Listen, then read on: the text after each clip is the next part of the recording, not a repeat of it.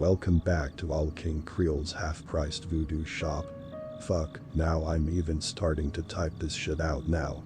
Hey guys. It's me. Travis. Still alive unfortunately and losing my sanity little by a little every day. I know you guys probably have a lot of questions as to how the hell I'm even able to talk to you guys right now. And I promise I'll get into that. As painful as it is to talk about. But if you're new here, then allow me to introduce myself. My name is Travis. I work here at All King Creel's half-priced voodoo shop. And because of my own stupidity, I've ended up becoming a human puppet for my boss, King Creel. And when I mean puppet, I do mean puppet. I'm suspended by strings from the ceiling, and my face is white as chalk, and I've got stupid red cheeks painted on. During work hours my mind is sort of disconnected from my body. My body and mouth say things that my mind doesn't want to say. I'm basically the most disgusting thing in history. An overly cheery store clerk. Sometimes I want to punch myself with how sick and disgusting I sound. Being a stupid puppet for my boss. The only time I get to take back control of myself is when the shop is closed. Although whenever I try to leave through the doors I'm quickly taken over again and forced back to my post at the counter. And yes, I have tried to end it all. Whatever force is pulling on the strings attached to my body forces myself to end any attempt on my own life. So, I'm stuck here being the boss's puppet. How's it? Some of you asked if my parents ever came looking for me. And yes, they did. A couple of days after I was turned into a puppet I was standing at my counter. A stupid smile plastered on my face as I looked around with my button eyes. Quickly I stood stick straight when King Creel came out of his office. His stitched-up mouth was turned up into a smile as he approached me. "How are you doing, Travis my boy?" he asked me with a chuckle. Giving me a hard pat on the back. I turned my head to him and just smiled nice and wide back at him. "I'm doing fantastic, sir," I said happily. While internally I was screaming every curse word I knew at him. Wishing I could rip his stupid head off his shoulders and punt it down the basement with Mary. He chuckled and nodded at me. "Say. I need you to go into the basement for just a second. I left something down there when I was tending to Mary. Could you be a dear and go get it?" he asked me, standing back and offering me the key to the basement. Reaching out and taking it and giving him a little salute. "Sure thing, sir," I hummed. Walking over to the basement and opening it. While my body readily gave into his orders, in my head I thought of why the hell he was sending me down here. Nothing was important enough for me to go down here.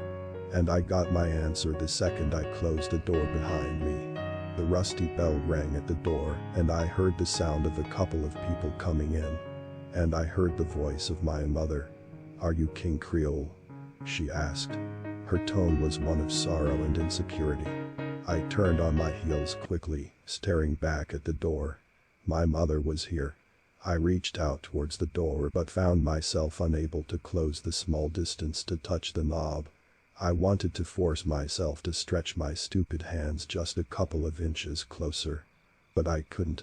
"Why yes, I am ma'am." Creel chuckled.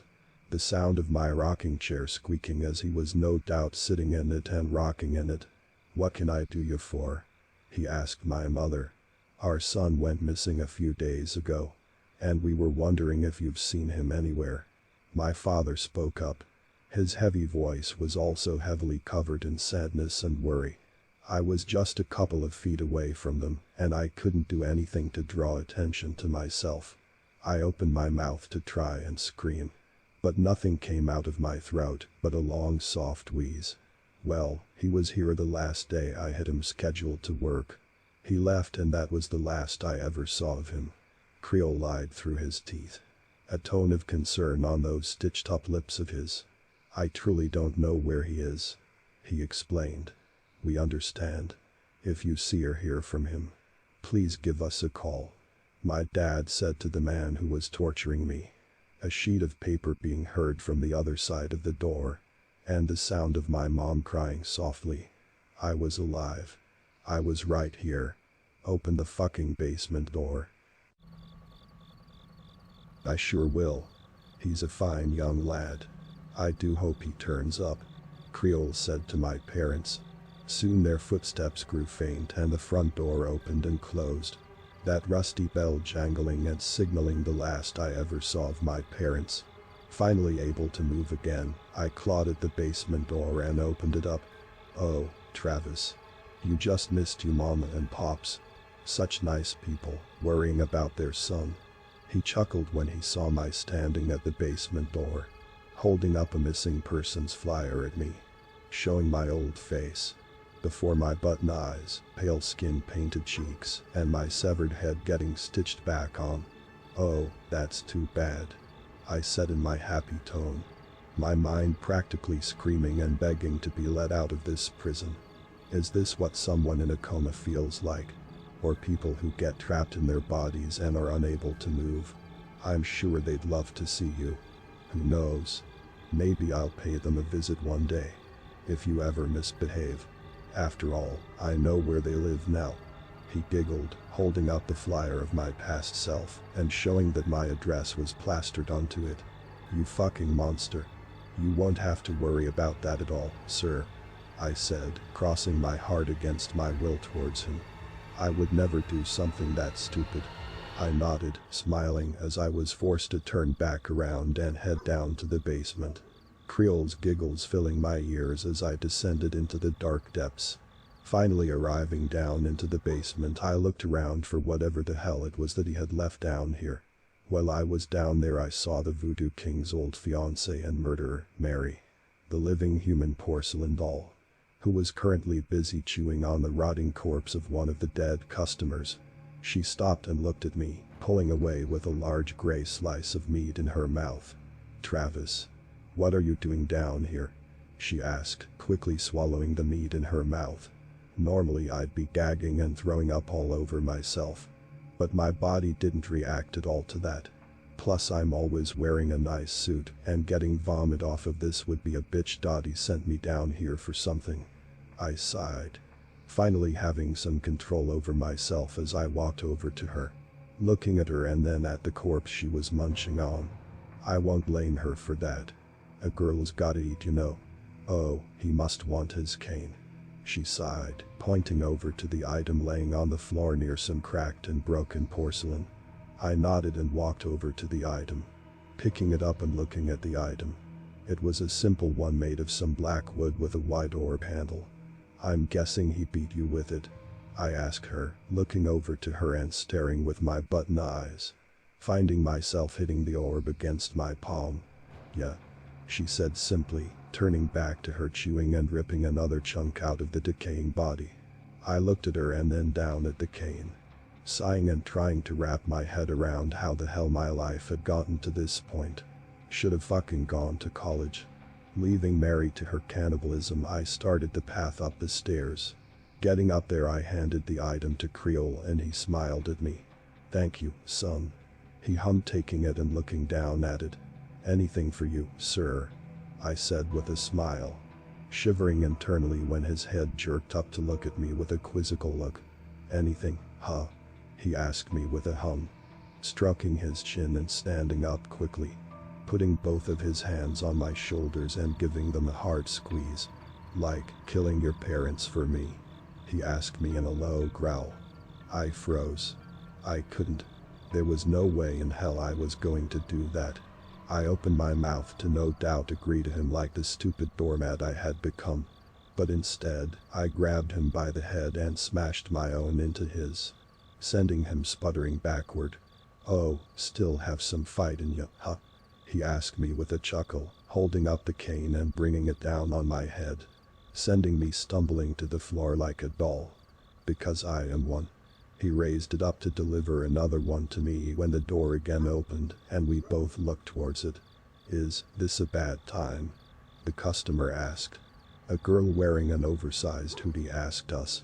Creole looked down at me and then at her, placing the cane on the floor and walking over to her, the cane tapping along as he went over to her. Sorry, dear. What can I do for you? he asked with a hum. I, meanwhile, was forced back up by the strings and standing up nice and straight for our customer. Brushing myself off and heading back to the counter to stand there like the animatronic I basically was. You grant wishes, right? Can you get a guy to like me? She asked shyly. Creole chuckled and nodded slowly, wrapping an arm around her and pushing her over to the counter. Travis, be a dear and get Ms. Liz here the love potion, he asked of me with a giggle. Nodding to me, I quickly nodded back and reached out to give the woman the asked for the potion. God, I wish I could have talked her out of it. The love potion is probably the worst potion we sell here, especially if you're as vague as this girl was about it. She took it and looked at the vial it came in, looking at Creole dubiously and reading the back of the bottle. Smart girl. Nodding to herself, she opened it and quickly drank it, gagging at the taste but swallowing it all. She stood there for a bit recovering, and soon her phone went berserk. It vibrated like crazy and she pulled it out quickly, a smile spreading on her face when she saw it was from the guy she loved. She thanked the two of us and ran off, putting the phone to her ear and chuckling as she left the shop. The poor girl had no idea what she was getting into. Every single time someone uses the love potion, the person they love ends up killing them and doing weird shit to their body, saying that they love them so much they wanted to keep them always. Yeah, making a creepy human statue out of their body is totally showing love. Creole must want to marry me after what he did with me. Let's see what'll happen to her. She'll probably come running back here in no time. I'll keep you guys posted if she does end up back here. Creole must have been in a good mood because he didn't end up beating me again. Just going off to the office and closing the door, leaving me to stand there at my post. He doesn't go anywhere at night if you guys are wondering. He just stays in the office until the shop opens up again. But that gives me a chance to rest, curled up under the desk. No reason other than to cry. Well, my button eyes don't really produce tears, but my body does everything else that crying entails. I don't know how to get away from him, but there has to be a way. If I can smash my face into his, there has to be a way to be able to break the spell he has on me. I'll get out of here, and I'll rip his head off. I swear I will. And do be sure to check us out. King Creole has been talking about getting more employees. Hope to see some of you here.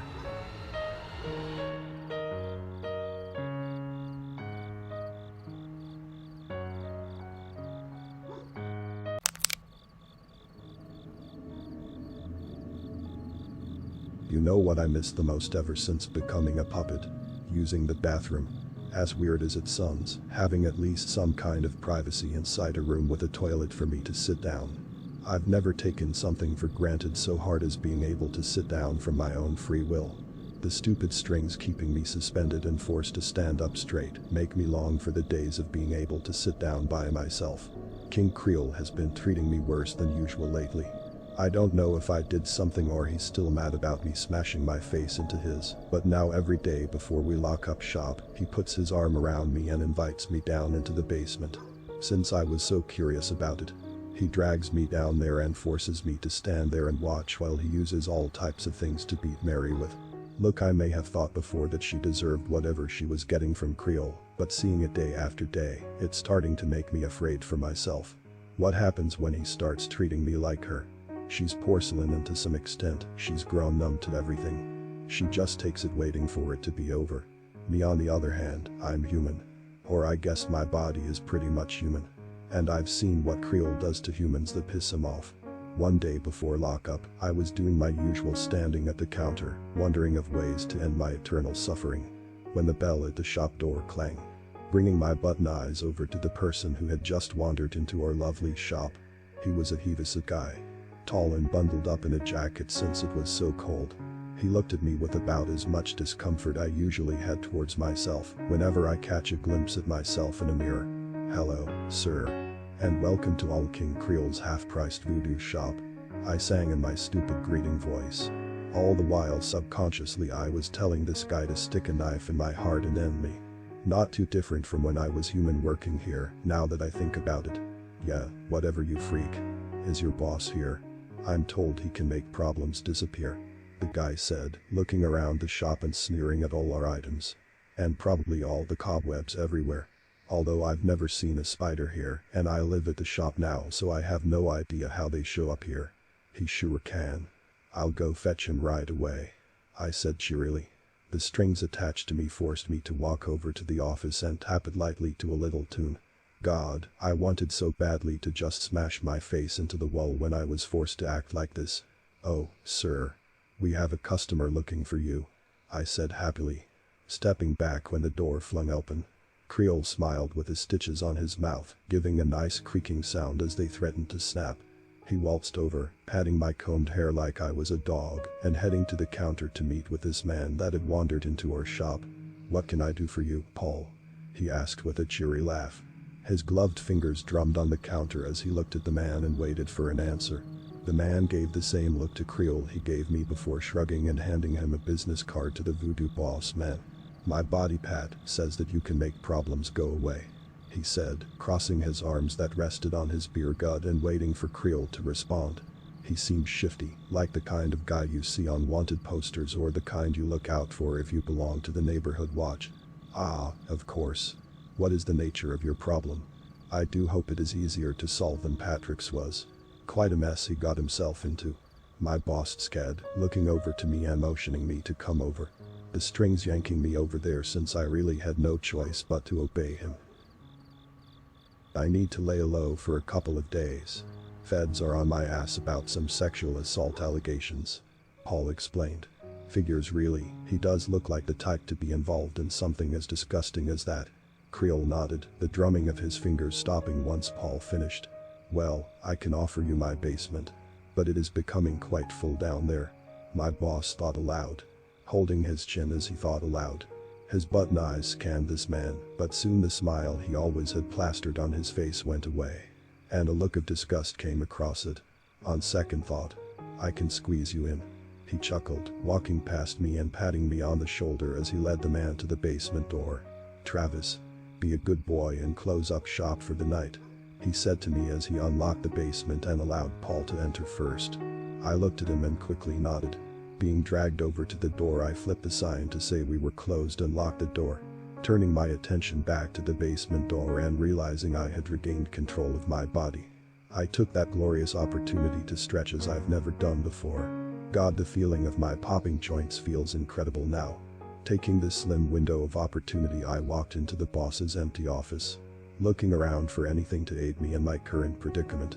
I didn't have much luck since once again the only item King Creole has in his office seems to be sewing supplies. And I don't think any of that is going to help me here. My attention turned from his office to the basement when I heard Paul start to scream, along with hard smacks and the sound of something wooden breaking. Travis, get down here, boy, Creole's voice ordered me, forcing my body to stand up perfectly straight and forcing me down the basement. The best way I can describe the feeling is sleep paralysis. Being unable to move at all while freaking the fuck out. Walking down into the basement and reaching the end, I almost wanted to do a 180 and start walking back up the stairs. Paul was being hung by a meat hook from the wall, and Creole was slowly sharpening a knife on a nearby whetstone. His look was one of anger until he saw me, and that scowl flipped into a big wide smile. There you are, boy. Hello, sir. What are you doing with the customer? I asked, surprisingly for once being able to agree with whatever my mouth said.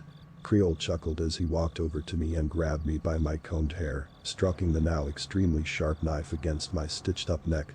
I backed up a bit, but he pulled me back into it. Why, I'm making the problem disappear, he said with a soft low hum. Pulling away and coming over to Paul, who had his mouth tightly sewn up and just able to mumble and thrash about on the meat hook. Creole approached the man and placed a knife on his stomach and dug it deep into him, causing a silent scream from the man. I'm sure you're giving him the swift justice he deserves, sir, I said, clapping my hands and smiling at him like the kisses he had turned me into. Now I've got a pretty in-depth understanding of how Creole's morality works. He'll never harm a child, but will harm their parents if he deems it worthy of his intervention. Anybody coming into the store and asking for a wish is instantly damned for being selfish. No matter the wish. And he absolutely despises molesters and rapists. Guess this guy filled one of those categories. My attention was turned from the torture in front of me to Mary, who motioned for me to come over. I looked over to Creole and was able to force my body to walk over to the porcelain woman, looking down at her as she struggled to keep herself up, her legs having been broken into shards and barely back together. "He'll be at this for a couple of hours," she sighed, offering me a spot to sit down. I looked at it and sat down. She pulled herself onto a pile of clothes and sighed as she brushed back her wild and messy blonde hair. "Child molester. He'll take his sweet time with this one," she explained to me, looking over with her single eye. Despite all the times she was put back together, she always had a hole where the right part of her face and eye should have been. "What's he going to do with him?" I asked, trying to make conversation with a woman in a similar predicament to me, although she had suffered for far longer than I have been. "Peel off all his skin. Use it to make voodoo dolls and leave the rest of him to me," she sighed, the weight of her decades of torture weighed heavily on her. When I raised a hand to comfort her, she immediately shirked away from me and silently shook her head. She didn't like to be touched at all. I can understand where she's coming from. "Is there any way to save ourselves?" I asked her, hoping for any bit of information she had. But she simply responded with another silent shake of her head, a chip of porcelain falling off her face and onto the floor. She gave up decades ago. "What was he like before this?" I asked, looking up as Creole cackled in delight as he sliced off the molester's skin. Well, at least I agreed with his actions here. Truth be told, I would have asked for a turn if I knew how to skin properly. But maybe that's just my slowly slipping sanity talking. An idiot. A sweet, adorable idiot who was too stupid for his own good. She sighed hard, rubbing her cracked face and letting out a long, haggard breath. He was sweet. He really was. A mama's boy who brought me back to my house on time. And showed up on time exactly on the dot, she said with a sad sigh. "So why did you do it?" I asked her, my button eyes turning my attention from the torture in front of me over to her. It still made no sense for me as to why she would kill Charles Sumner and lead to his transformation into King Creole. I was young and stupid. And blinded by money and sex. Charles was such a prude that he wouldn't have sex until we were married. I wouldn't have cared as much if he didn't drill into me every single day. She groaned, both of us receiving a stink button from Creole as he turned to see what we were doing. But he quickly turned back to having his fun with Paul, starting to cut into his face. "So, you asked your mob boyfriend to kill him?" I asked her, seeing that she was indeed a selfish whore. In Creole's own words, not my own. It wasn't supposed to go like that.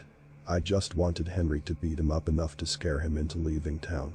But then Charles had to go and win that contest. When Henry found out about the $10,000, he wanted it. And so he tortured Charles into giving it to him. Then he told me that they had accidentally killed him. She explained, sitting up and looking at me with her glass green eye. Looking at me with the most sincerity I'd seen from her. "I take it that Mama Creole didn't take too happy to her son being murdered?" I asked her, using the distraction that Creole was having as getting some much needed information from a primary source. "Not at all," she said with a soft chuckle. The kind a person gives when they realize how fucked up their situation is. I know that chuckle real well. She suspected me from the start.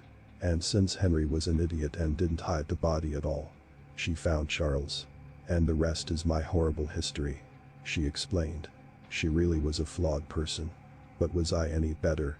I helped my boss cover up murders. Got rid of bodies for him. I was not better than her, really. Is she still with us? She an immortal voodoo creation like her boy? I asked, looking for any way to get out of our situation. But she responded with a shake of her head. She died in 1960, I think. Old age. Creole was devastated. He didn't come down here for over 6 months. She didn't want immortality, so she just went quietly into the ether. She sighed, flinching when a chunk of human meat was flung at the two of us. Both of us looked up in terror when Creole pointed the blood-soaked knife at us. "Do not speak of my mother, you fucking whore," he snarled, lifting his leg up and stomping her face in, sending the girl flying backward into the pile of bones that was behind us. He next turned to me and pointed the knife right at me. I raised my hands to show I meant no harm, but he just chuckled at me. "There's no way you're getting out of your situation, Travis. You're my special store clerk. My good little boy. And my very own puppet. He smiled, snapping his finger. My body going stiff again and being forced to stand up straight. "You're correct, sir. I am at your eternal service," I said with my stupid yes man tone, wanting so badly to rip that knife from his gloved hand and plunge it into his chest. But all I could do was smile like a jackass and follow his order to take all the skin he had peeled up to his office. Taking it in my hands and starting up the stairs, I sighed through my nose hard. This was going to be my life now, wasn't it? The slave of an undead voodoo man. Why did I have to be an idiot and get involved in this? I was about to start making $30 an hour, goddammit. Why did I have to ruin all this? I thought all this as I came upstairs and came face to face with a police officer. We looked at each other before we both looked down at what I had in my hands. Then back up at each other. Well, how the hell would I explain this? Turns out I didn't have to. "I'm here to wish for something," the woman said. She was middle-aged, looked like she was a hard ass, but her tone of voice really sent me back. I looked down at the skin in my hand and thought for a second. Yeah, Lem, just put this away, and I'll get my boss," I said, far enough away from Creole for me to be able to control my actions. Going to the office, I thought to myself. Was she going to be my way out of here? Well, I had some hope. For the first time in a while. I should have known not to.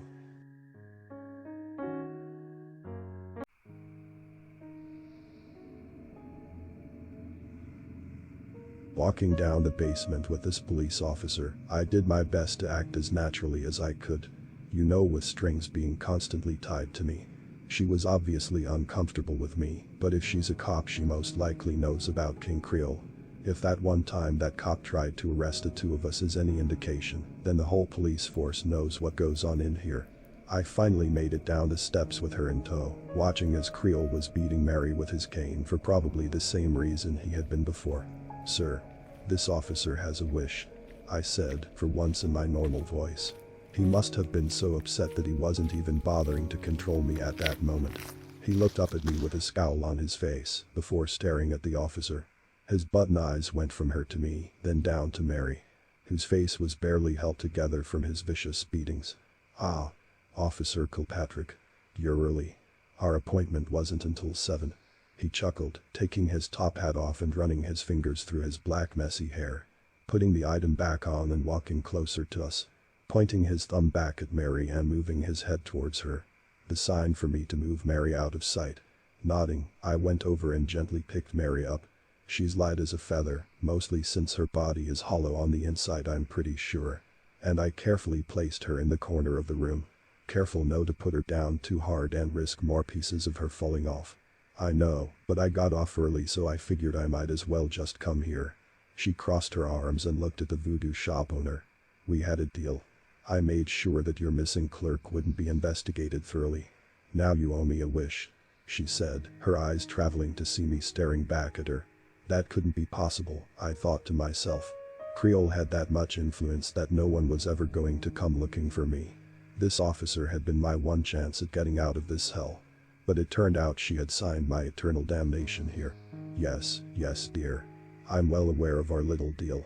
Creole chuckled, brushing some porcelain off his suit and staring at the middle-aged officer in front of him. You want your precious little daughter back? He sighed, looking at her with his back to me. She kept looking over at me, tending to Mary and obviously feeling guilty about what she'd done. You can do that, right? And not have her ending up like a freak like you two? She asked, pointing to the two of us and waiting for an answer. Gonna be honest, that one hurt. Being compared with Creole really hurt what's left of my soul. If I still do have a soul. If that's what you wish. But that is particularly hard to do. And for that, I'm going to need her body. Creole explained, walking past her and over to the basement stairs. And I'll need your help with that, Officer Kilpatrick, he said with a toothy grin. Those stitches strained to breaking once again. Why can't you send your little puppet? She snuffed, pointing to me again and once again chipping away at my soul and causing me to turn my gaze away from them and look back at Mary, who patted my chest to make me feel a little better. I'm afraid Travis isn't allowed outside of the shop. I will accompany you if you so wish. Her body must be brought back here, of course. Otherwise, I'm unable to perform the required ritual to bring her back. Creole explained, tapping his fingers on his cane. Clearly waiting for this woman to get a move on things. Fine, she said with a long sigh. Walking past him and up the stairs. Creole turned his button eyes back at me, and I felt the strings pull tight as I was forced to stand up straight once more. Travis, dear. Be a good boy and close up shop. I'll be back within the hour. He ordered of me, leaving before I could give him any kind of stupid ass kissing response. I sighed as I was allowed to go limp again, waiting until I heard the front door open and close before I turned back to Mary. You've got a chance to look for a way out now, she said, picking up some of her pieces and starting to put some of the pieces on them, sighing as she got a good amount of her face back into a decent shape. Is there going to be any way out of here? I asked her, raising a brow at her. I got a shrug back and a look like I was an idiot. I haven't left this basement in almost 95 years. How should I know? She rolled her one eye. Damn. She got me. Pouting a bit as I turned to go upstairs, I looked back at her and smiled. She may be older than everyone I know combined, but all girls still has some bite in her. Making my way back upstairs, I did my only order and locked up the shop. Looking around at the dusty and cobweb-filled place with my button eyes and trying to find any kind of way out of her. That wasn't leaving the front door. Once again I had no luck. Turning my head, I looked at the voodoo dolls on the wall and thought for a second. Any of you guys want to help me out of here? I asked them, getting silence back from them. Well, it was worth an ask. I looked back over at the boss man's office and resigned myself to try and look in there for anything that could help me out here. Opening up his desk again, I once again couldn't find anything useful. How does he not have any scissors? How the hell does he cut shit? Resigning again, I sat in his office chair and looked around at all the pictures. Picking up one of the pictures on his desk and looking at it. It was old and weathered, but I could see that it was Charles and his mother. Made sense that this was the only picture of himself that he hadn't destroyed. He really must have loved his mother. I miss mine so much. Setting the picture down, I sighed and rubbed my face. My fingers going down and scratching the stitches on my neck. Something deep down in me wanted to rip off the stitches. Would that kill me? Since the fact that I wasn't able to just do it and that invisible force was keeping me from doing it, I think that it might. Well, if I'm ever able to get to fight Creole in a fist fight, I know where to go for. They were gone for a good while, and when they finally came back to the shop, I was out of the office and standing at the counter like I usually do. Creole walked through after opening the door that I locked and holding the door open as Officer Kilpatrick brought her daughter's casket into the shop. Dirt dripping onto the floor and causing me to exhale through my nose in annoyance. I'd probably have to clean that. Travis, be a good boy and help Mrs. Kirkpatrick with her luggage, Creole ordered. I nodded and walked over, holding one end of it and helping her as we both were led down the basement. Getting down there, I placed the coffin down, giving Kilpatrick the stink eye. As best I could with button eyes. She was still uncomfortable looking at me and backed up when we placed the coffin down. Do I have to be here to watch? She asked, hugging herself and packing up away from the coffin. Creole walked over and grabbed the coffin, cracking it open and looking down into it, smiling as he saw the corpse in there. I walked over and peeked in. Yup, that was a dead child, all right. A rotting dead child at that. Thank God I can't smell things anymore. Well, you don't have to. But it will help with the ritual if you do. He chuckled, picking up the corpse and placing it on the same table he'd used to turn me into a puppet. Well, this sure was going to be fun to watch. Especially with the maggots crawling in and out of her body. It was obviously too much for Kilpatrick since she started gagging and throwing up. Yep. Super glad I can't smell or taste things anymore. Creole went to work, straightening the body out and nodding. He then looked over to me with a smile and beckoned me to come closer to him. I duly obeyed and walked over to him, leaning in so he could whisper to me. Bring that skin I had you place in my office, he said, pulling back and shooing me away. Welp, now I've been downgraded to errand boy. Sighing, I obeyed and made my way back up the stairs, picking up all the things he would need, the skin, threads, needles, etc. Making sure everything was in my arms, I made my way back downstairs, placing them on the table for my boss. He nodded happily at me and cracked his gloved fingers. One thing about Creole is that he is an expert at sewing. Be they dolls, or in this case humans. Must be all those years he did piano, because his fingers are like water, man. Smooth moving. If he wasn't keeping me trapped in here as his slave, I would strive to be this good. He laid the new skin on top of the rotting corpse and began to sew it to the old skin, humming a song as he did so, clearly lost in his craft. Kilpatrick came over soon to see what was going on. She raised a brow at the skin, it obviously now being a match for her daughter, but that soon changed when the skin began to mold and form to the child's body, turning the correct shade and even growing back the red hair she had used to have. Creole stepped back and nodded at his work, looking around the basement for something before looking to Kilpatrick. Buttons or glass eyes? He asked of her, throwing her off and causing her to take a step back at that. Obviously, she'd never had to consider a question like that. Why can't you give her regular eyes? She asked. Well, those are hard to come by. Where glass and button eyes are far easier to use. I assure you, dear. Nobody will notice. Well, with a glass option, of course. He laughed with a smile. Kilpatrick wasn't amused, though by her look she was the kind of no-nonsense cop. Fine. Give her glass once. She sighed, crossing her arms again, the gun on her holster moving a bit. I looked at it, but if the times the shop got robbed were any indication, there was no point in trying to kill Creole that way. With his answer, Creole reached into his pocket and pulled out 2 pairs of glass eyes. And carefully he placed them into the gaping holes where the girl's eyes used to be. She was young, she looked maybe 7 or 8. Just about Olivia's age. I was wondering what had happened to her, but the gaping hole in her neck kinda said enough about that. Shot, it would seem. By who? I was soon about to find out the answer to that question. But for now, Creole dramatically dusted his hands off and stepped back. Now then, will her mother step forward and offer her blood? He asked, a nice smile on his face as usual. Kilpatrick walked over and looked at her daughter on the table. The softening of her face obviously showed that Creole had done an incredible job at making her look just like she had when she was alive. He looked at Creole and nodded as she offered her hand to him. He raised a needle up and pricked each of her fingers nice and deep. The crimson liquid dripped off of her fingers and into the girl's open mouth. It took a minute or two, but it was soon obvious that the body was starting to change drastically. Before, she'd resembled a wax figure doll. But with each drip into her mouth, she gained color and started breathing. Wow, he really can grant any wish. Although this being King Creole, I was expecting the inevitable. Sussy. The woman gasped when the little girl sat up from the table, breathing rapidly and looking down at her hands and arms, clutching her throat as she seemingly tried to stop the bleeding that had caused her untimely death. But she then looked up at her mother and blinked a couple of times. Susie, it's mommy, she said, getting on her knees and grabbing her daughter and kissing her until a couple of minutes ago rotting face. Mommy, she said in a soft voice. Her arms soon came around and hugged the woman. It was a tender moment, which lasted all of 5 seconds. Why did you kill me, mommy?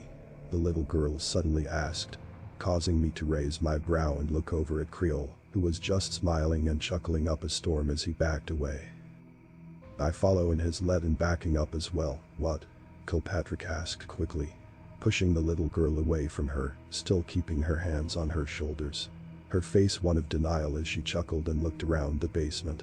What are you talking about, baby? I didn't do anything to you, she explained. But the girl looked straight on at her with her glass eyes. I came downstairs while you and Daddy were fighting. You shot Daddy in front of me, the little girl said, her voice deadpan. Sitting up more on the table and standing up on it. When I started crying, you shot me too, she said, holding an accusing finger up at her mother.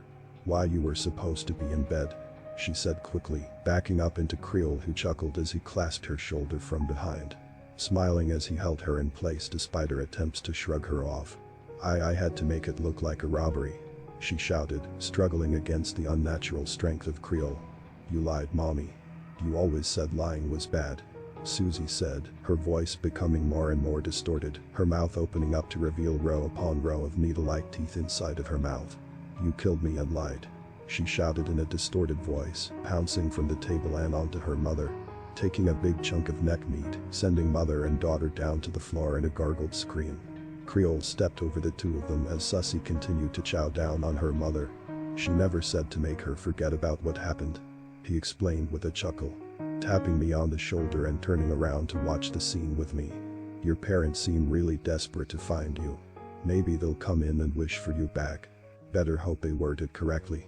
He giggled, slapping me hard on the back and leaving me alone to watch the scene as he returned upstairs. I stood there and watched a little girl eat her mother for a good while, mostly because I dreaded returning upstairs. I was about to until something came sliding over to me and hitting my nice dress shoes. I looked down and I swear I almost lost both of my button eyes. A pocket knife. I looked back over Uncle Patrick's body and saw Mary already going through the dead woman's pockets. Keep it safe, she said, going back to looking for anything else. I bent over and picked it up, feeling the item in my hand and looking back over at Mary. I wanted to try cutting the ropes there, but I need another opportunity where Creole wasn't in the shop. Guess I just have to play the waiting game some more. Hopefully, I can stay sane long enough till that happens. Susie finished eating her mother and came upstairs with me. Creole ended up turning her into a voodoo doll and placing her on the wall with the others. Why waste precious materials after all? It had turned out that Kilpatrick's husband and daughter were killed in a burglary gone wrong. And looks like Kilpatrick had a fat life insurance policy on her husband. So much for serving and protecting. Since the cops are firmly not an option anymore, I'm still stuck at the shop. But at least I have a knife now. Not risking telling you guys where it is, just know it's safe. And hopefully, I'll be able to do something with it. A small step towards freedom. But a step nonetheless.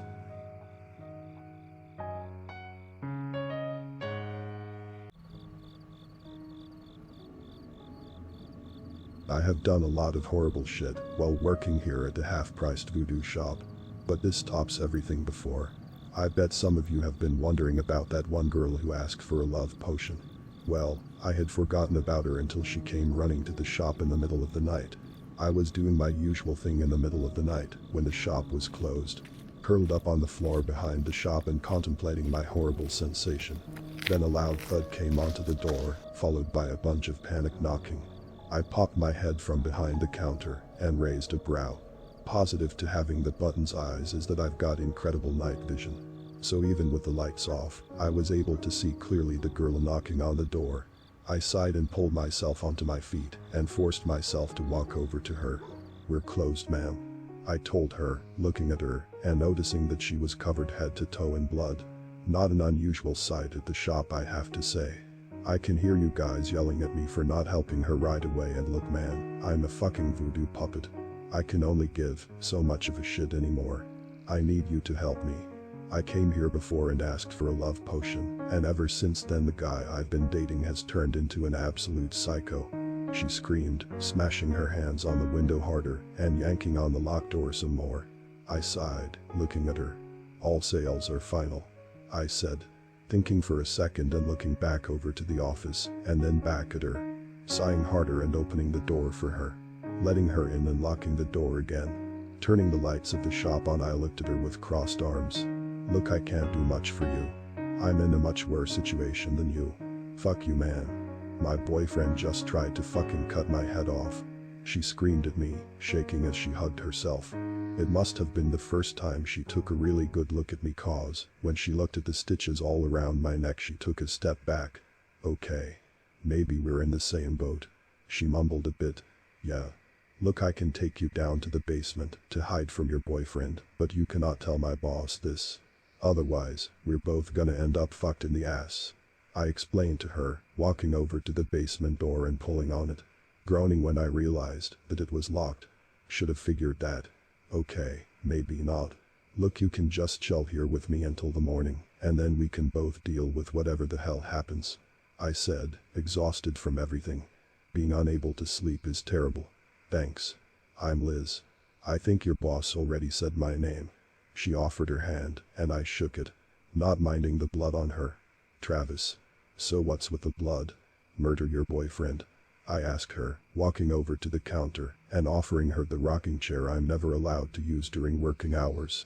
She sat down and started rocking a bit. "No.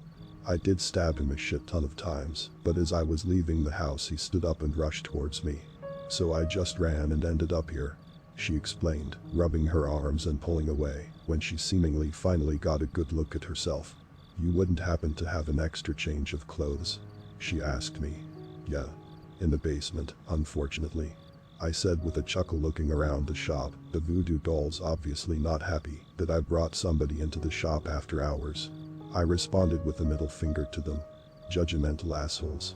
We kinda just sat in silence until she finally broke it with a question I knew was coming. "So what happened to you?" she asked me. I looked at her with a raised brow and started chuckling. Clearly, she doesn't read my posts. I walked over to behind the counter and produced the missing person poster my parents had given King Creole. I handed it to her. "That used to be me," I said with only a hint of sadness, crossing my arms and leaning against the wall next to her. She took it and looked down at it, then back to me. "You look better with messy hair," she said, causing the first genuine smile I've had in a very long time. I feel. Ever since being turned into a voodoo puppet, my hair has been forced to be down and perfectly combed, opposed to my normal messy hair that I loved. Getting a compliment on my old hair was uplifting, to say the least. "Thanks. I hope I can get it back someday," I sighed, looking over to the door and standing up straighter when I saw a figure shambling towards the shop. "Hey. Does your boyfriend usually walk on all fours?" I asked her, keeping my buttons trained on the figure shambling over to us. No. What kind of question is that?" she asked, obviously confused, but soon shrieked when something started knocking hard on the front door. She stood from the rocking chair and started to back up into me, smearing blood onto my suit. "That's him," she screamed. "Figured." I sighed as the creature started slamming onto the front door. To say he was a human is like comparing me to a normal human at this point.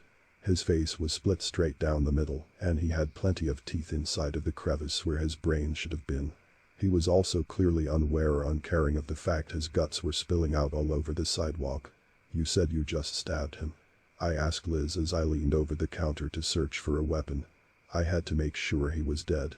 Clearly, I should have done fucking more, she said in a panic, producing a knife from the hoodie she was wearing. I looked at it and then at her and shrugged.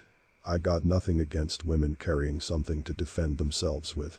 "You have any kinda magic shit that can kill him?" she asked me as I calmly looked into the box of things I kept behind the counter. "Look, I'm just a slave at this point.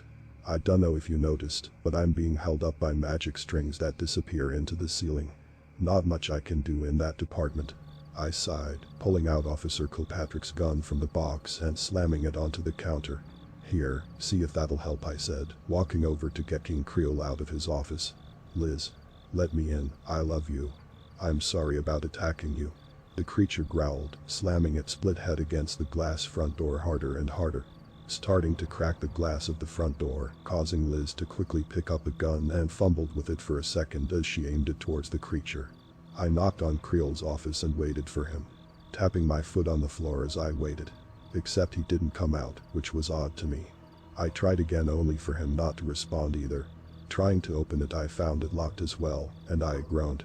I know for a fact he doesn't sleep since I don't fucking sleep. So where the hell was he? "Bad news, Liz. Looks like we're on our own with this one," I sighed, walking back over to her and going back to the box for something to arm myself with. Showing Liz how to turn the safety off as she panicked about it not firing. "How can you be so calm about this?" she asked, terrified, only getting a shrug back from me. In my defense, at this point I didn't expect this to happen. Finding the gun from one of the robbers, I checked the cylinder and found 3 bullets still unfired. Great. 1 for the monster, 1 for Liz, and 1 for me. That was a plus, I guess. Alright. So we fire as many bullets as we can into him. Is that really our only plan? I asked her, sitting down on the rocking chair with a huff as I rubbed my aching legs. Standing up for so many hours really does a number on them. Unless you have a better idea, she said, still pointing the pistol towards the creature that used to be her boyfriend, who was rapidly putting more cracks into the glass door with each hard smash of his head. Well, at least he was dedicated to that. "You guys gonna help out?" I asked the voodoo dolls, turning my attention towards them, but as usual, they just gave me a blank look back whenever I tried to talk to them. "Nope. Got no ideas here," I shrugged, clocking the hammer back on the revolver and aiming it at the creature. We would have had a last stand there if I hadn't noticed the voodoo doll template on the counter. Ever since being turned into a puppet, I had forgotten about my little companion. He seemingly hadn't forgotten about me though, as he was holding King Creel's key. Guess he wasn't such a little shit after all. Taking Liz by the arm, I pulled her over to the basement door and unlocked it, quickly pushing her in and walking in myself as her boyfriend broke through the door. "I can't see a thing," she huffed, flinching when the creature started pounding the door on the other side. But I gave her a pat on the shoulder and took her hand as I led her down the flight of stairs. "Able to see rather well down here. Don't worry. If Mary can't get through that door, he sure as hell isn't either." I sighed, leading her to the basement and flicking on the lights, turning around when she screamed at all the dead bodies and human remains. Oh, and Mary eating another customer. "Hey, Mary, don't mind us," I said, waving to her. "He won't be happy that you brought someone down here," she pointed out, wiping her blood-stained mouth and looking at the girl I had brought down here. "When is he ever happy about something I do?" I asked back, reaching down and handing Liz some random articles of clothing. "Plus I don't even think he's here." I knocked and he didn't come out of his office, I pointed out, leaning against the cold stone walls of the basement. Well, just make sure she's out of here before he comes back," the porcelain woman said, going back to her meal with the same vigor that we walked in on. Liz was obviously confused and scared, but I assured her that Mary was mostly harmless. Nodding, she went over to the corner and changed out of her bloody hoodie and jeans into another hoodie and jeans. Go figure. "What are we going to do about Trevor?" she asked after a decent period of silence. I looked at her with my button eyes and sighed, running my hands through my hair and thinking it over. There was a chance that the voodoo dolls would deal with it, but I had only ever seen them do anything after King Creole had been attacked by the rookie cop. "I guess wait is the only thing we can do." I shrugged. I really didn't have any ideas. If I couldn't even get out of this place, how the hell am I supposed to come up with some kind of way to kill a boyfriend turned evil undead creature? She wasn't exactly happy with this option, but there wasn't much we could do about it anyway. "So, I'm guessing your parents didn't find you?" she asked me. The subject wasn't the most ideal thing I wanted to talk about at this moment, but I figured there wasn't much else to talk about. "No. Creole made it, so the police won't investigate my disappearance. My parents came here to ask him about me, and I couldn't do anything to alert them that I was here." I sighed, looking away and over to the corner.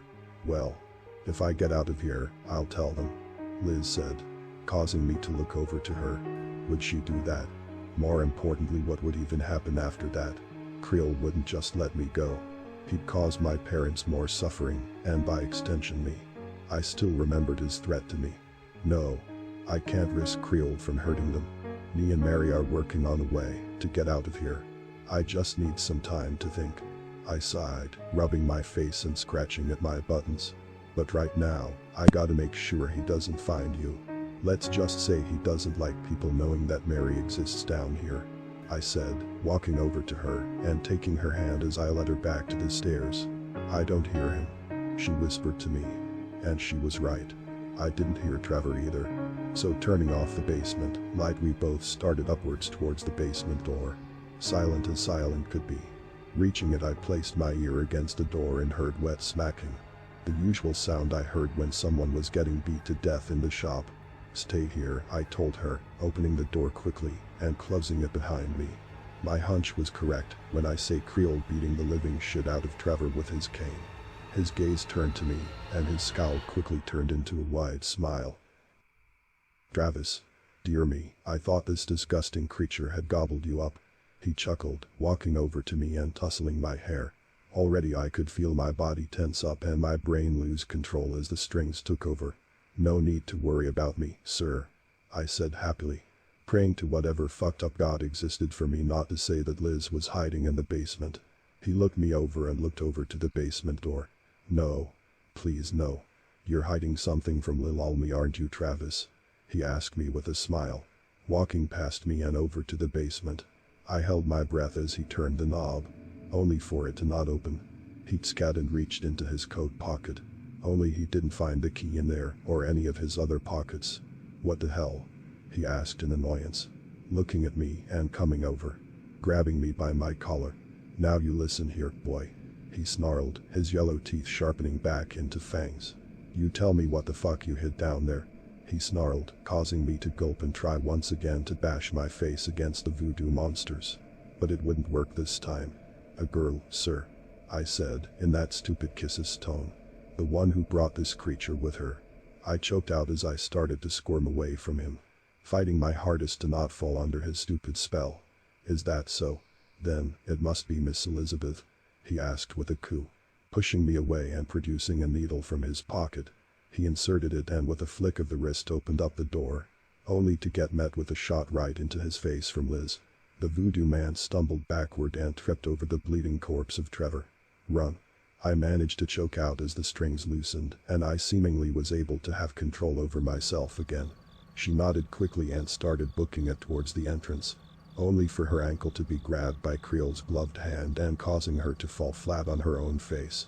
I tried to assist, but the strings instantly took their hold on me once again.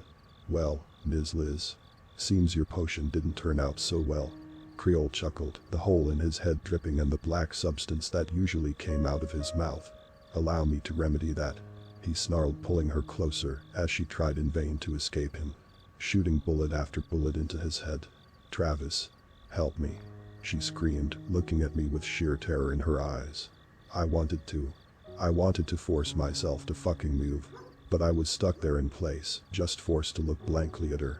"Travis, get this bitch down to the basement. I'm going to teach her some respect."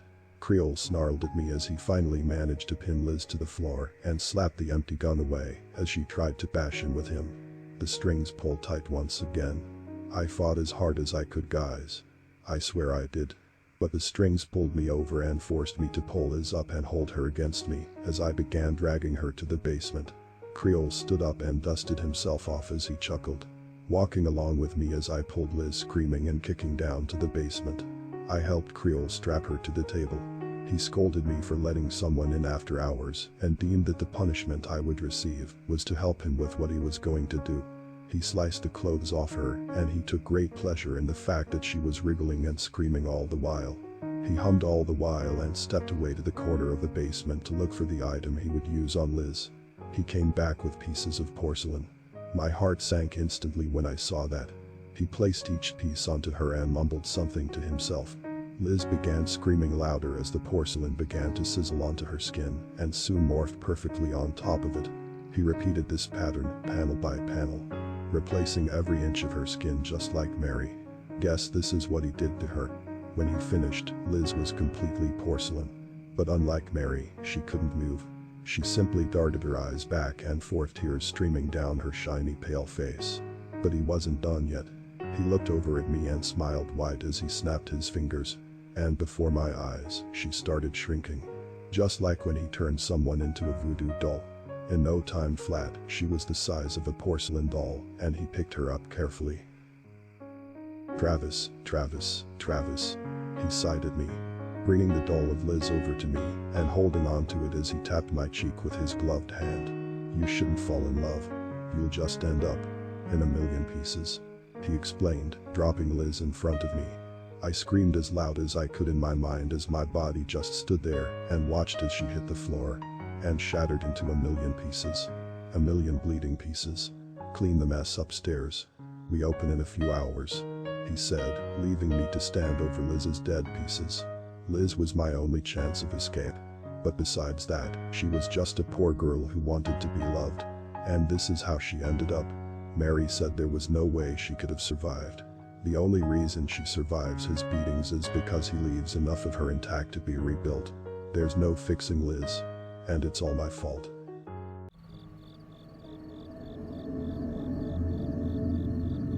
After the unfortunate death of Liz, I slid further and further into hopelessness. All the days started blending together, and I started fighting the strings less and less. I felt like I was both being dragged around physically by the strings, and mentally I just gave up fighting. Creel seemed to notice that as he tried to get some kind of reaction out of me. But I gave him no satisfaction at all with anything he tried. That seemed to annoy him at least, so I got that small victory. I might have fully surrendered to the strings if a familiar face hadn't shown up to the shop. When the rusty bell jingled, I didn't bother looking up from my staring contest with the voodoo template on the counter, until the sound of little feet running over to me tore me away from my exhilarating game. Little Olivia stared up at me with her sweet innocent little eyes. "Wow. You look like Mr. King Creole," she gasped. I had almost forgotten the girl and her new British mother. I looked at her and the first smile in a couple of days came to my face. She returned my smile and looked over to her mother as she came over to me. Her look was one of sorrow as she looked at me, covering her mouth with her hands as she looked at me. I couldn't stop him. I sighed as I pointed to the strings forcing me to stand. She reached out and held my hands in hers as she offered me some comfort. It felt nice to have someone touch me and not immediately hit me with a hard wooden cane. As if to further push that train of thought, King Creole emerged from his office, a big wide smile on his face. "Olivia, darling," he said with a big cheery grin, coming over as the little girl ran to him and wrapped her little arms around him. "Don't you worry, dear. I know what day it is today," he said with a soft chuckle, petting her head as he kneeled down to her level. She looked up at him flabbergasted. "You know today is my birthday?" she asked with a smile. The Voodoo owner nodded and stood back up, looking over at me and Olivia's mother, a finger coming up and wagging at the two of us. Olivia's mother quickly dropped my hands and stood back. She feared the creature just as much as I did. He smiled when she was finally away from me and turned his attention back to Olivia. "Of course I do. Now come along, darling. I've got the perfect present for you," Creole said, taking Olivia's hand and leading her to the office. Her mother followed after them, and soon enough left me alone once the office door was closed, leaving me alone once again. Well, at least someone showed me some kindness. It felt really nice. The trio emerged from King Creole's office and chuckled as Olivia thanked him a million times for her gift-wrapped present, smiling down at her and then over at me, his button eyes meeting mine, and he chuckled. "How about a story before y'all leave for your party?" he asked her, looking down at Olivia, who quickly nodded and jumped up and down, handing the gift to her mother and really just wanting to hear his story. "Travis, my boy, bring that rocking chair and your old stool over here," he ordered me. I nodded and brought the two chairs over, Creole taking the stool and Olivia climbing up onto the stool. "Once upon a time, there was a man named Charlie," he began, a soft chuckle leaving his lips as he looked up at me and Olivia's mother. We both looked away from his commanding gaze. Now, Charlie loved playing the piano. He wasn't very good at it at first, but he kept practicing and practicing. Day after day he played the same songs over and over just to get the movements down perfectly. And one day, he did it. He mastered the piano. The Voodoo man smiled, lifting his fingers up and mimicking like he was playing the piano. "Wow. Couldn't you just have wished to be better at the piano?" Olivia asked the storytelling Voodoo man. He let out a howling laugh, causing me and Olivia's mother to flinch. "No, darling. My mama always said life can't be solved with a wish. You gotta roll up those sleeves of yours and get it yourself." Charlie knew that, and he never stopped practicing and getting better. He even started his very own band. He smiled, seeing Olivia with stars in her eyes. He smiled and continued. He even fell in love and got engaged. But life isn't always fair to hard-working people like Charlie. He sighed, leaning back in the rocking chair and letting it creak. "Now, I and you already know this story. We know who Charles Sumner was and who he became. I knew this very well in my futile attempt to stop my fate from happening. So why was Creole telling an abridged version to Olivia?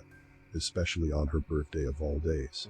The brutal murder of Charles Sumner isn't exactly the kind of children's story I would tell a kid." "What happened to Charlie?" Olivia asked, now concern plastered all over her face as she scooched closer to the edge of the stool to look up at King Creole. The Voodoo man's smile grew as he let the chair rock him back closer to Olivia. Lil Charlie won a contest that gave him a lot of money. He was gonna use that money to buy him and his fiancée a nice plot of land with a house on it. But Charlie's little lady friend was very naughty. She wanted that money all for herself, he said, his smile straining his stitched-up mouth as his rocking on the chair continued. She decided to get her secret boyfriend to steal the money from Charlie, so they could keep it all to themselves. At that line, my buttons instinctively drifted over to the basement door. Mary had been punished for her crime for close to 100 years at this point, and it seemed like there would be no end in sight for her. Who was that Greek myth guy? The one whose liver got eaten by that giant bird every day? Prometheus, I think. I guess that's what kind of punishment all King Creole dishes out. So, on the night he won the contest, Charlie was brought to a bar to celebrate and have a party with people he thought were his friends. Then, they took him out to the woods. The smile on the pale Voodoo store owner's face dropped a bit. Then they started beating him, saying all manner of horrible things to him. He'd scared, shaking his head and looking at Olivia, who was captivated by every word being spoken to her. Did they kill him? The little girl asked. Clearly, she was smarter than her years let on. She could tell where this story was going. Not right away. They beat him, and when they realized Charlie had gotten a very good look at all their faces, they picked up some sticks and stabbed them into Charlie's eyes. You cannot imagine the pain Charlie felt. His so-called friends hurting him this badly. Creole sighed, taking his top hat off and running his gloved hands through his messy black hair. Only the problem was, that didn't kill Charlie. Oh, he screamed and screamed. Anyone would if that happened to them. The people hurting him panicked again. What if someone heard that and would come? Creole quickly put his hat on and sat up straight as he looked at Olivia. Did someone come to save Charlie? The little girl asked, hugging the doll of her old mother that never left her side. I was also on the edge of my seat, even though I knew the outcome. What can I say? He's a good storyteller. No, nobody did. But they were so scared that they'd be seen and caught that they had to act fast. One of them grabbed a rusty saw from the back of one of their trucks. The others held Charlie down, shoving his face into the cold wet dirt. And they started cutting. Only, there was a problem. The saw was duller than they were. And I didn't cut well at all, he said. And that made sense. The cut to my neck that Creole gave me is nice and smooth. He did it with a nice sharp saw. His own cut, it's gagged and uneven in places. Like someone really forced it to be cut. How long did it take it to end? Olivia whimpered. Her mother came over to hug her from behind to calm her down. The little girl burying her face in her mother's dress, but still looking over at Creole. Obviously still fascinated by the story. Oh, it took a very long time, darling, Creole said.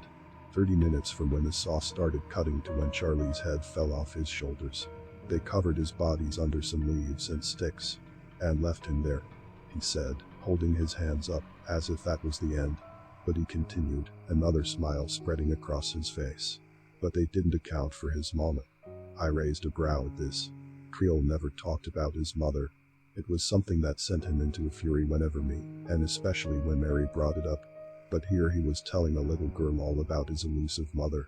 Me and Olivia's mother were obviously curious. Charlie's mama was very skilled in the arts of voodoo. She was loved by everyone for healing the sick and helping the needy. And when she learned that her son was missing, oh now she sprung into action. She found Charlie's body within a few days of him going missing.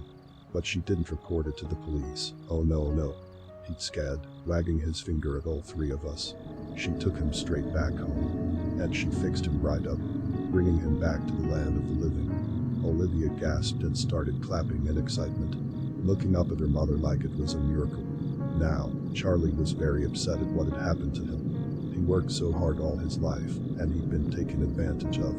Well, he decided that it was his turn to have the fun. He chuckled, looking up at me with a smile. He made everyone who killed him suffer, especially his fiancée and her secret boyfriend. He hummed with a smile. If he'd done something this horrible to Mary, I can only imagine what he did to Henry, her secret mob boyfriend. Wow. What did Charlie do when he was done? Olivia asked, setting her doll on her lap and looking up at him for an answer. He smiled down at her and tousled her hair. Why, he decided to teach everyone the same lesson he learned. Taking the easy way only gets you punished, he said with a chuckle, looking over at me and Olivia's mother.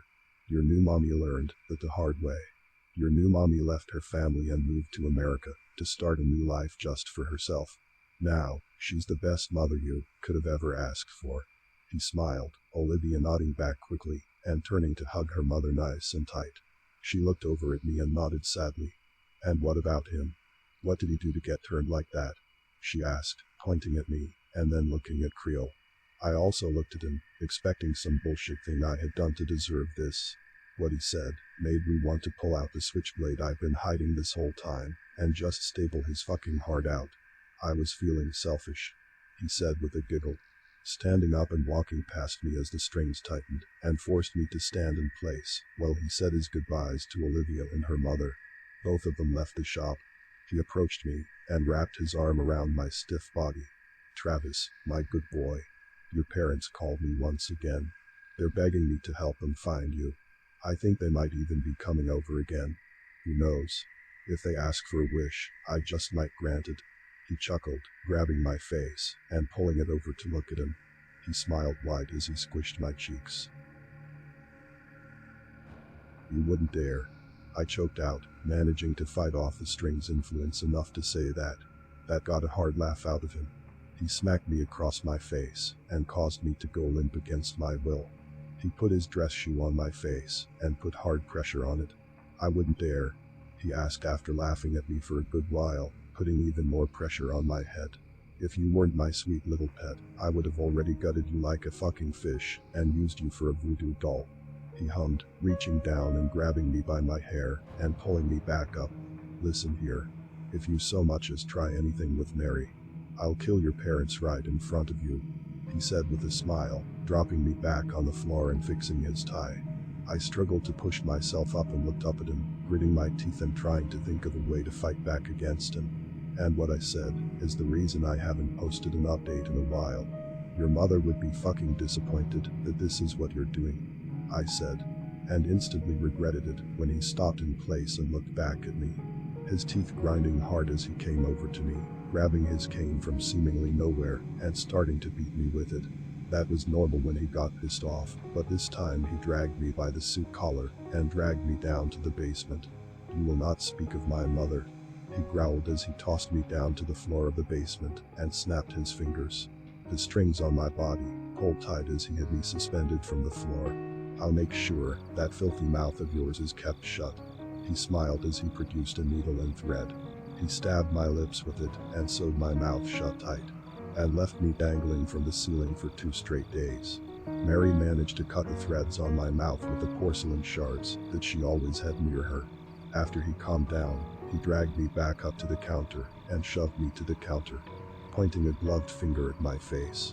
The voodoo human doll that was King Creole delivered a threat to me that has left me chilled to the bone. "You so much as speak out of line, and I will turn your parents into dolls and burn them right in front of you," he snarled, stepping away from me and letting his threat seep in. "He means it, and he has the ability to do it. I need to stop him. I need to kill him."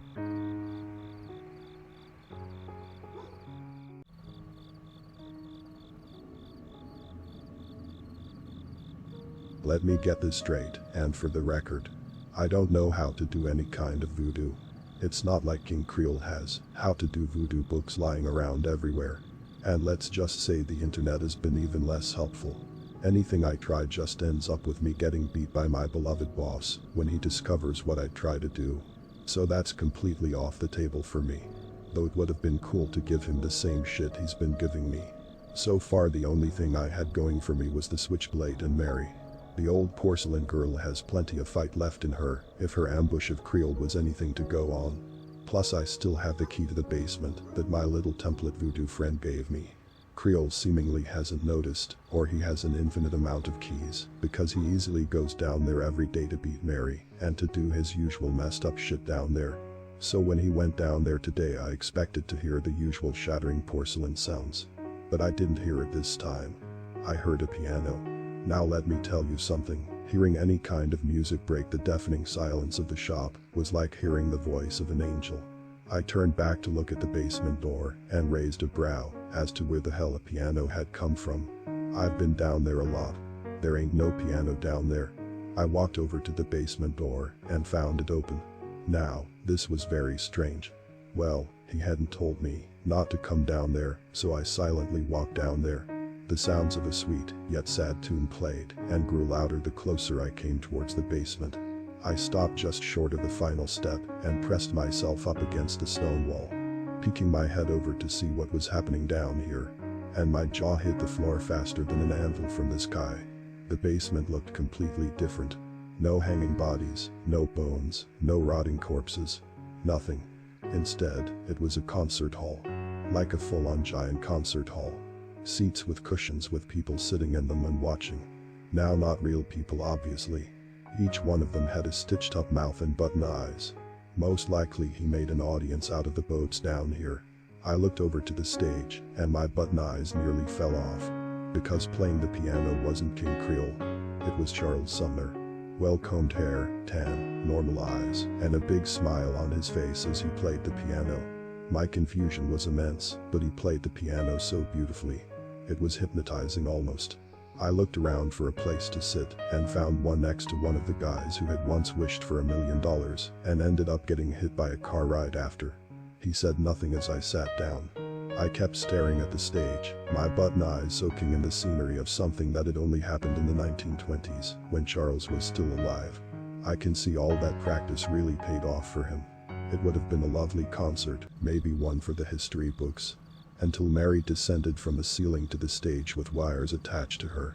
Unlike Charles, who was all smiles and soaking up the opportunity, Mary looked sad and almost unwanted in a way. And yet she too was human again. The very definition of beauty. With golden blonde hair, pale skin, and a white dress. When she landed on the stage finally she took a step forward and looked back at Charles. He ignored her, but kept playing his heart out. Mary sighed and looked out to the crowd. "I'm not going to do this again, Charles. I hate it," she said finally, causing Charles to miss the stroke of the key and then snap his attention over to her. Standing up, I felt my blood run cold as he pushed away from the piano and started to walk over to her. I reached down to my shoe and removed the switchblade. Yes, I've been hiding it in my shoes the whole time. It's what he gets for giving me way too big shoes. "Listen, you whore," Charles snarled from the stage.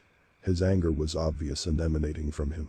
He walked over to Mary and grabbed her by the throat, the woman gasping and starting to hit him on his chest. "You know what today is, and you damn well better sing. Or I'll make sure this eternal punishment of yours becomes even fucking worse," he snarled, some of the Creole slipping out of the pianist. "Good. At least I'll finally be free of you," she choked out, raising another hand to strike him, only for him to intercept it and toss her to the ground. The woman coughed and hacked, soon an entire chunk of her face falling into her hands. Her skin cracking all over the place, and soon enough she was back to her porcelain form. "Very well then." "Oh, Travis?" Charles suddenly asked, spinning on his heels and looking at me. I froze and quickly shoved the knife into my pocket, looking around and seeing that every person in the crowd was looking at me. "Come on over here, boy. I require your services," he chuckled, walking back over to the piano. Sitting down with some dramatic flair, he began playing some practice notes. Those notes sent my strings trembling as soon enough I was forced to stand up and walk over to the stage. My buttons looked at Mary as I passed her and took her place on the stage. I looked then over at Charles, who waved back at me and started up the music again. The second he did, the strings pulled tighter than ever and began to force me to dance. Now, normally I can't dance. I look like a thrashing fish more than anything. But the strings forced me to dance as elegantly as any professional dancer. This wouldn't be too much of a problem. Except for the fact that every motion the strings made me do caused me more pain than I can even begin to try and explain to you. Each and every pull of those strings felt as if each limb was being pulled out of their socket, along with my skin being pulled off with a potato peeler. I screamed with each and every pull of the string. Each and every dance move. Each and every tone of Charles's piano keys was like another peel of my skin. Mary watched in horror as I screamed and begged for him to stop. She looked between me and Charles before she finally stood up. "Stop. Enough, I'll sing," she finally said, causing Charles to stop and turn to her. By extension, this allowed me to stop as well. I collapsed to the floor, crying and whimpering at just how much pain I was in. My entire body limp and throbbing in blinding white pain. Mary walked over to me and carefully put her hand on me, flinching away when I hissed out in pain. "You better start, before I force him to do it again," Charles threatened, his fingers hovering over the keys and ready to force me up once again. The woman waved him off, helping me sit up first before she backed up. Looking out at the crowd, Mary sighed and took a deep breath, and she started to sing. Not like lyrics, but like an opera singer might. It was incredible. Just like Charles's piano playing. They went together in perfect harmony. Charles started to play it again, while Mary sang her heart out. I just watched from the stage, completely enraptured as my aching body healed from my abuse. It was something that you can only really experience if you were there. It was as if Beethoven and Mozart cooperated together to create something made of pure beauty. It was heavenly. To think a monster like him could produce something so beautiful. With one final soft aria, Mary finished. And with a flurry of keystrokes, Charles finished. He stood from the piano, stepped away from it, and bowed to the crowd. The corpses standing up and clapping. "The happy birthday, Mama," he said to the ceiling. Lowering his head, and in a short breath, the stage was gone.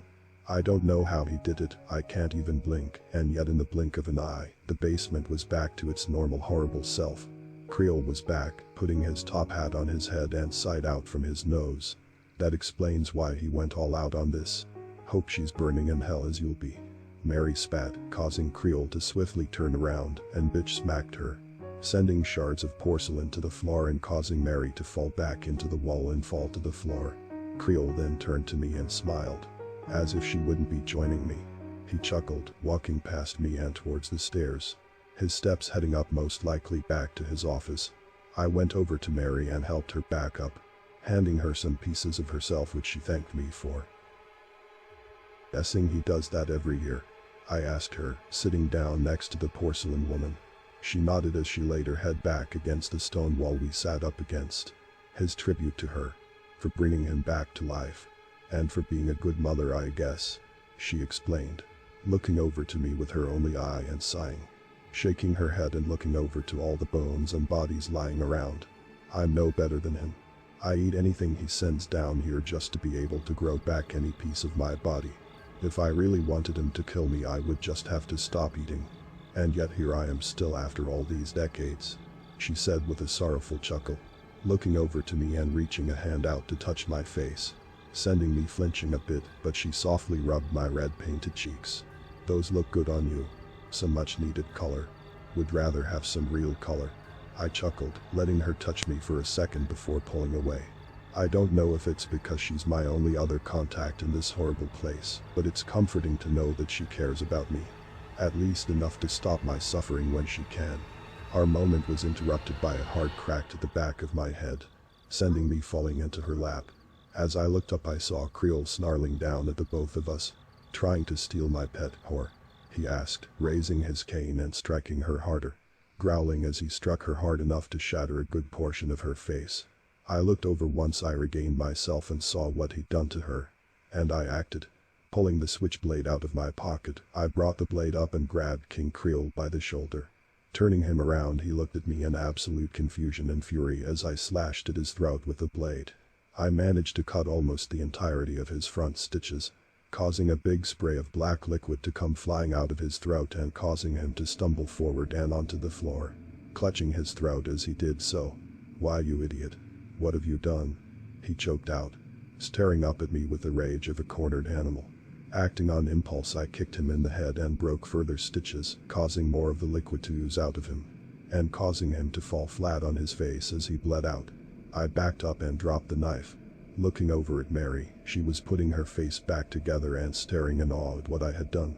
That didn't last too long as the voodoo man pushed himself back up, his head dangling down by his shoulder and chuckling up at me. He stood up and fixed his head back easily, pulling out his threads and needle and leaving the items to stitch up his neck. I backed up from him, quickly reaching down and grabbing the knife again. "You really risk the lives of your family for a whore like her?" he asked with a giggle, clearly pissed off royally and trying to hide it behind a forced smile and laugh. When the floating thread and needle were finished, they dropped themselves into his hand, and he carefully put them in his pocket. He reached down to the floor and dusted off his hat, placing it on his head with a smile. He looked over at me with a cheery smile, and then lunged at me and shoved me into the wall with the force of an 18-wheeler. I tried stabbing him again, but he simply took the stab through his hand and looked at me. "Why aren't you dead?" I asked as I kicked my legs at him. He answered me with a chuckle and a pat to the cheek. "Takes more than that to undo Mama's work," he answered, looking back over at Mary to make sure she wasn't doing anything to try and save me this time. Then looking back at me and looking at the knife embedded in his hand, he scat at me. "Looks like I'm paying your parents a visit," he chuckled, backing his head away from my own as I tried to headbutt him, bite him, anything. "Don't you fucking dare, you psycho," I shouted, desperately trying to get out of his death grip. But he just watched and laughed. Like an animal playing with its food. He had the upper hand on me. And I had lost my only advantage against him. He tossed me to the floor and stomped on my head with his dress shoes as she looked down at me. "I'll do you one better, Travis. How about I bring them here? Show them that you're alive and well, then have you kill them for me," he said with a maniacal giggle, grinding his heel into my skull and causing me to thrash and try to fight him off. But I felt the pull of the strings, and my angry growls and curses turned into a big smile. "That sounds perfect, sir. I'll get the tools ready for you," I happily said, as he lifted his foot off of me and let me stand back up. He smiled as he looked at me and nodded. "That sounds excellent, Travis. Why, I bet they'll be so happy to see you. Just imagine the looks on their faces as you slice off their skin and help me turn them into dolls," he said with another childlike giggle. I wanted to wrap my hands around his head and crush it with the force of vice. But all I could do was nod and salute him. "I can't wait, sir," I declared. He nodded and tousled my combed hair, turning and starting to walk upstairs before he suddenly stopped and turned to look at me. "Travis, be a good boy and bring Master his cane," he said with a hum, producing a nice toothy smile as his stitches on the mouth strained to breaking point. I turned my head to look at the item sitting on the floor, turning back to him and finally walking to get the item, picking up the item and handing it back to him. "Now, that's a good boy," he said, walking upstairs and leaving me. The knife was still stabbed in his hand. Well, I fucked up. I wasted my only chance to kill him. And now he'll be back with my parents at any moment. And it's all my fault. I should have fully decapitated him. Maybe that would have worked. I don't know anymore. I've been laying on the floor of the shop for about 5 minutes now just crying. Well, I was not, because I think I have one more chance. My little voodoo template friend has just produced a scissor blade for me. I'm sorry I ever said anything bad about you, little guy. I have a chance. I'll save you, Mom and Dad. I promise.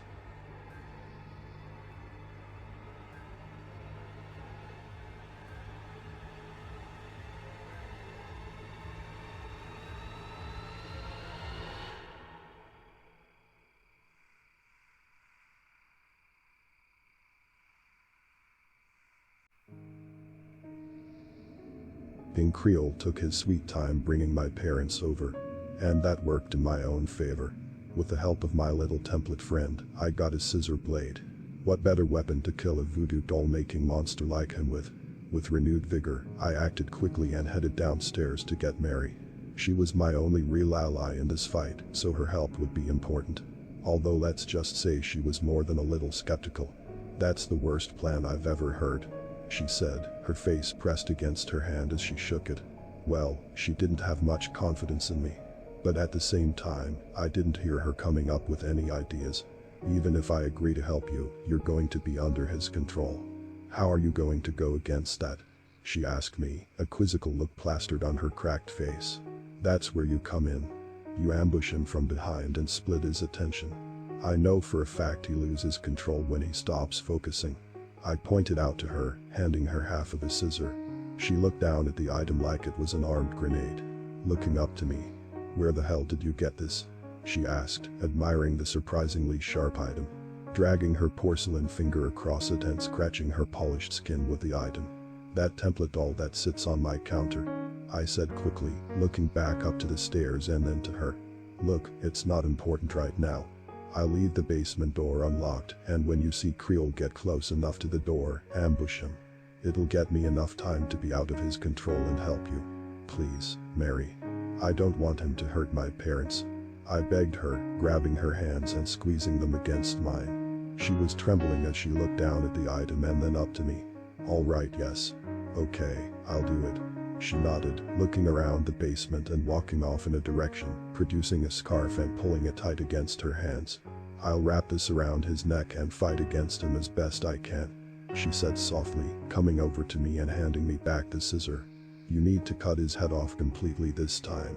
No half-assing it," she said, poking her finger into my chest. I nodded and wrapped my arms around her and pulled her into my chest, thanking her softly before quickly going upstairs to arrange anything else that might help us in our battle against the Voodoo King. My little friend wasn't much help, but he had done more than enough for me. I walked into the office and quickly looked around the boss man's office and looked at the only picture he cared about, Charles and his mama. I took it and shoved it into my suit. Quickly I made my way back to the counter and sat in agonizing silence as I waited for him to show up. It was maybe an hour or 5 later that he strolled right into the shop with my mother and father in tow. I hadn't seen my parents in who knew how long. And when they saw me standing at the counter, my mother screamed and quickly fainted in my dad's arms. Mom always was pretty squeamish. "What did you do to our son, you fucking freak?" my dad shouted, obviously having mixed up feelings about his only kid looking the way I look. Creole simply chuckled and drummed his fingers on his cane. His button eyes turned over to look at me with a more than satisfied smirk. "Travis, my boy. Are you just gonna stand there? Come greet your mama and daddy," he ordered, snapping his fingers. The old familiar pull of the strings forced me over to my parents. At the very least he let me talk. "Dad," I managed to choke out through pent-up tears. I wanted to reach my arms out and hug him tight. My mom started coming around again and she looked at me, reaching a shaking hand out to me. I may have been an undead puppet, but I was still their son. "Travis, my sweet baby boy," my mother whimpered, touching my painted cheeks and touching my combed hair. A forced smile on her face when she saw that. "I always knew you would look handsome if you combed your hair," she said with her loving smile. That alone was enough to break me. For once I was thankful for the strings holding me up because I just wanted to hold on to my parents tight and just let go. "Aw. Now, as much as I'd hate to break up the sweet family reunion," Creole interrupted, walking over to us and smiling as he rubbed the head of his cane with his gloved hands. "Travis here has been a very, very bad boy. And unfortunately, I do believe a punishment is in order," he hissed, raising his cane and snapping his finger again.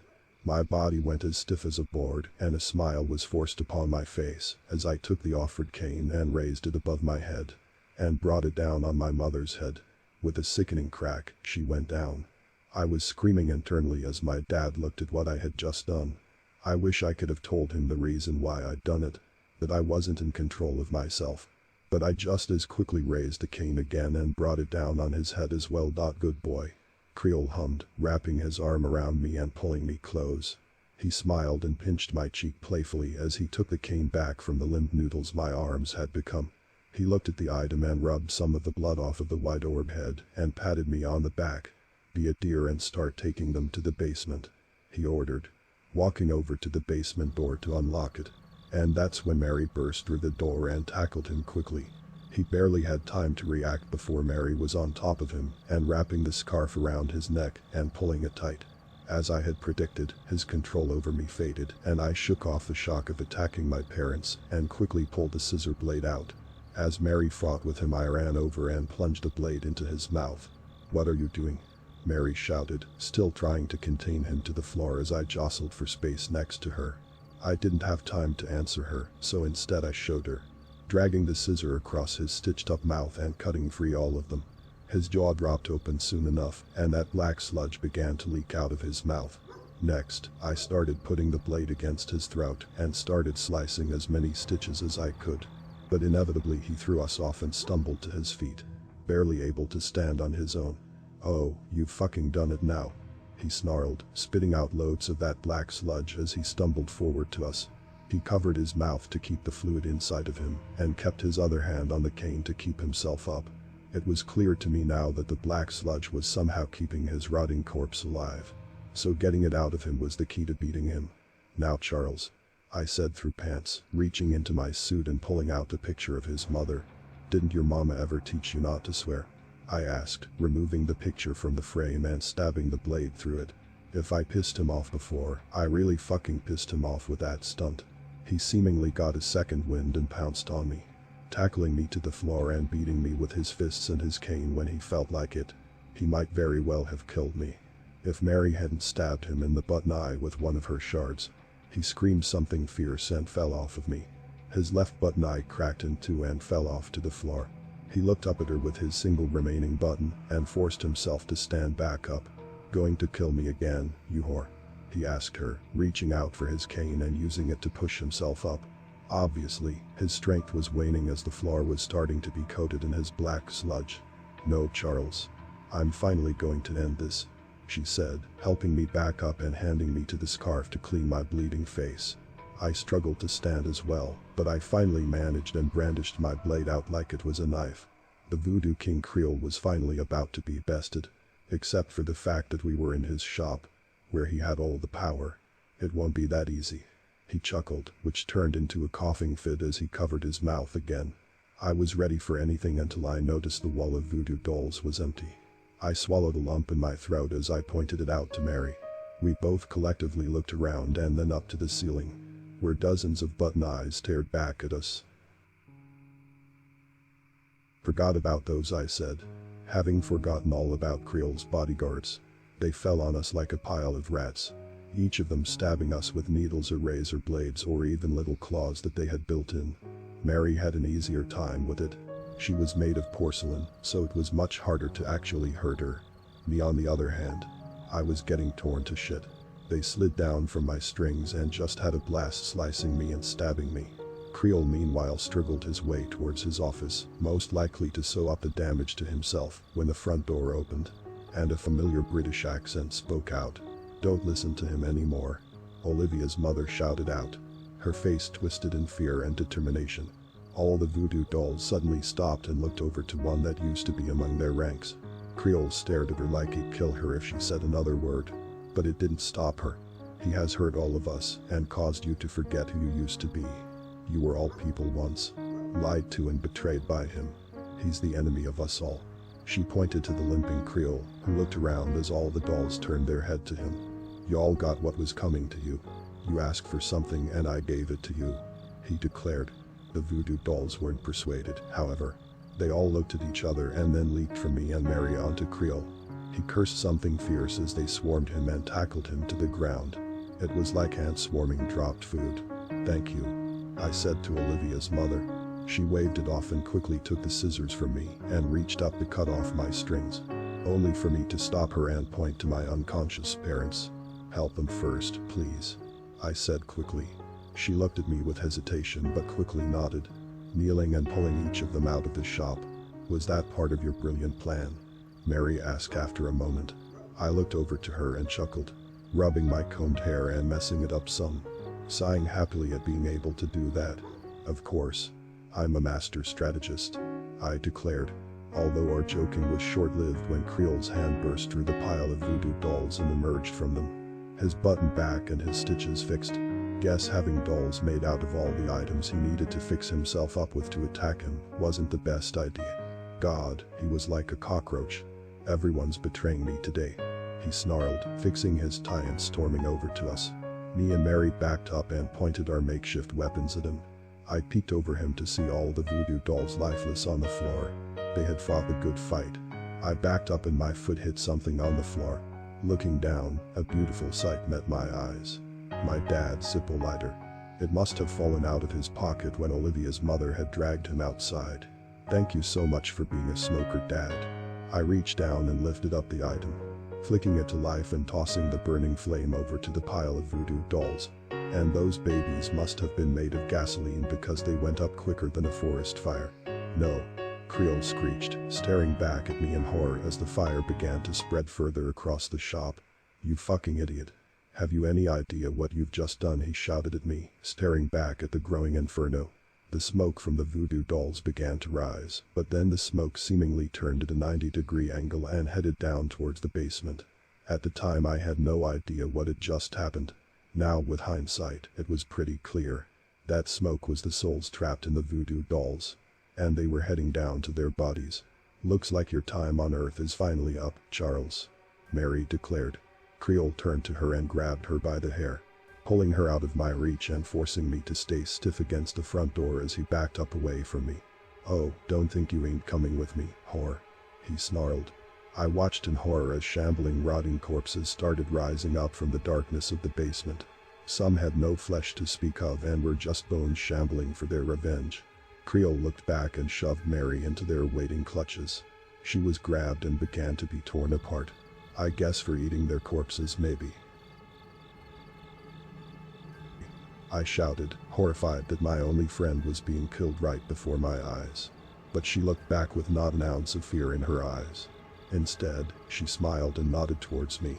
I think it was her way of thanking me for being with her, being her friend, and helping her escape the hellish torture. She waved goodbye to me and was shattered into a million fragment pieces, all of them shining and dropping to the floor. "This ain't over, Travis. I'll make sure you suffer for all of this," Creole screamed as his shop was engulfed in fire and the rotting corpses of his victims came closer and closer to him, his back to them as he shoved his finger towards me. "You don't get out of this that easily," he screamed as he was grabbed from behind and dragged back towards the basement door. He kicked and screamed, his stitched-up mouth breaking open once more and his sharp yellow teeth snapping at anything. "This isn't over," he screamed one last time as the creatures pulled him down into the basement and the fire engulfed the door. Then, the strings went slack and fell to the ground. I looked at them, and my hands shook as they seemingly disappeared into thin air. I was free. But I didn't have time to waste. The fire was spreading fast, and I needed to get out of there before I became one with the shop permanently. But there was one thing I knew I could save: braving the roaring fire. I walked over to the counter and saw that my little template friend was still sitting there. I reached out and grabbed him. Shoving him into my pocket, I quickly rushed out of the shop as the fires reached the ceiling. I exited and came upon Olivia's mother tending to my parents. "He's gone. So is Mary," I said sadly, looking to the floor and starting to cry. She reached out and wrapped her loving arms around me, hugging me tight as I let out all my pent-up emotions out all over her. I may have been free from him, but I wasn't back to normal. I still had button eyes, pale skin, stitches across my neck, and those stupid rosy cheeks. Guess I would have expected that to change back to normal, but I guess not. "Alexandra," the woman said after a period of letting me cry. I looked at her confused, and she gave a loving smile to me. "My name. So you can stop calling me Olivia's mother." She chuckled, tousling my hair and getting a sad but genuine chuckle out of me. Guess I never did ask her her own name, huh? Alexandra helped me take my parents to our house just as the fire department showed up to fight the fire. Let's say the police were livid when they saw the burning Voodoo establishment. Turns out, as told to me by Alexandra, that the police force made a deal with Creole decades ago. He keeps crime low for them, and they don't investigate when anyone goes missing. A beautiful partnership. It also explains why no one ever investigated us. And why that Ricky did. No one told him not to fuck around with King Creole. Arriving home with my parents, Alexandra assured me that their wounds were not serious, and that they would recover. That left me plenty of time to think. To think about how to change myself back to normal. Don't get me wrong, immortality sounds great and all. But if it means once again being cooped up in my room for my entire life, I'd rather at least try to find a way to change back. I also had to find a way to tell my parents the entire story of what happened. Let's just say, this site helped a lot in that department. When they did wake up, it was a little awkward for them to see me like this at first. And I know they still try to avoid eye contact with me. But they still love me. And are so happy to have me back in the house with them. They offered to help me in my search to reverse this, but they'd been through so much already that I decided to go it alone. Well, with the help of Alexandra and Olivia, of course. And the template. He's no normal voodoo doll. For once he can communicate with me. Well, kinda, he leaves me little notes from time to time giving my advice and updates. More often than not, it's that he loves me. Cute little guy is thankful I saved him.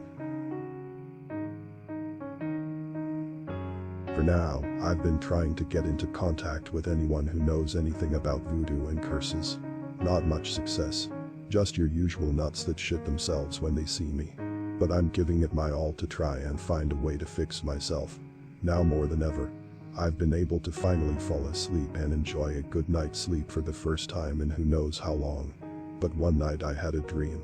A nightmare really. I was back in the shop. The burned out remains of the shop. And the only thing intact was the basement door. Reaching out to open it, I entered it and walked down the winding and twisting path. I made it down to the basement.